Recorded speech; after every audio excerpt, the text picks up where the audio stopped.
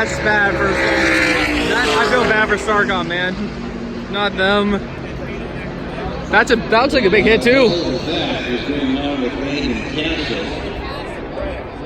Tiny score showing that. Oh, that's a big hit. That's a huge hit.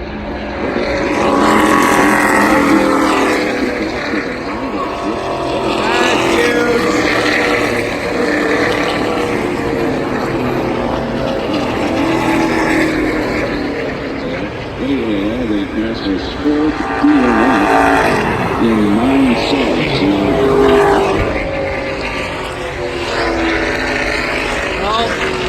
Well, that's a hard hit.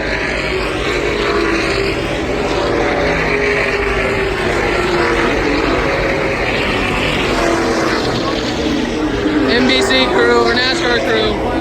Yeah, NASCAR.